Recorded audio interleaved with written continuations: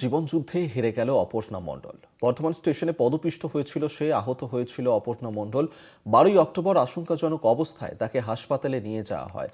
শোকের ছায়া চুঁচুড়া হরিসভা এলাকায়। তার মৃত্যুকে ঘিরেই শোকের ছায়া চুঁচুড়া হরিসভায়। চুঁচুড়ার বাসিন্দা অপর্ণা মণ্ডল। আপনারা জানেন যে বর্ধমান স্টেশনে সেখানে যে পদপিষ্ট হওয়ার ঘটনা ঘটেছিল, সেই ঘটনাতেই 12ই অক্টোবর আহত হয়েছিল সে। আশঙ্কাজনক অবস্থায় তাকে হাসপাতালে নিয়ে যাওয়া হয়েছিল, কিন্তু দীর্ঘদিন ধরে হাসপাতালে সেখানে জীবনযুদ্ধের সঙ্গে লড়াই করেও অবশেষে তাকে হার মানতে বাধ্য হতে হলো। পদপিষ্ট হয়ে মৃত্যু হলো অপর্ণা মণ্ডলের। বর্ধমান স্টেশনে এই ঘটনা ঘটেছিল, পদপিষ্ট হওয়ার ঘটনা। তারপর আশঙ্কাজনক অবস্থায় অপর্ণা মণ্ডল, তাকে হাসপাতালে নিয়ে যাওয়া হয়েছিল।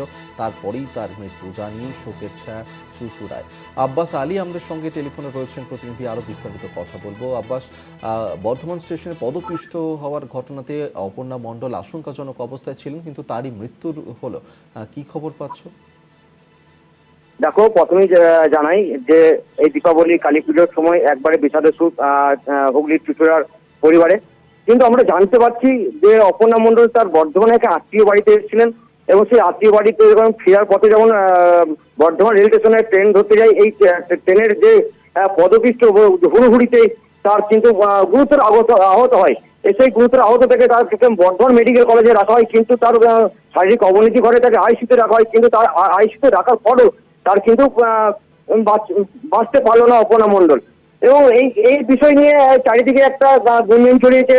যেমন শাসক দল অন্যরকম কথা বলছে, এরকম আরো অন্যান্য দল যেগুলো রয়েছে সেগুলো কিন্তু সেন্ট্রালের বিরুদ্ধে, রেলের বিরুদ্ধে নানান কথা বলছে যে এই ধরনের বারবার ঘটনা বর্ধমানে ঘটছে। কখনো জল ট্যাঙ্ক বাস্ট হয়ে আহত মৃত্যু হচ্ছে, এবং এই পদপিষ্ট একবার নয় কয়েকবারই ঘটেছে বর্ধমানে। এই এই এই জিনিসটাকে সেন্ট্রাল কর্তৃপক্ষ বা রেল কর্তৃপক্ষের কাছে তারা দাবি রাখছে যেন এই ধরনের ঘটনা না যেন আর ঘটে। এবং এই যে এই বারবার ঘটনা, এই একবারে নিন্দার ঝড় তুলছে বর্ধমান শহর থেকে একবারে গোটা পশ্চিমবঙ্গ।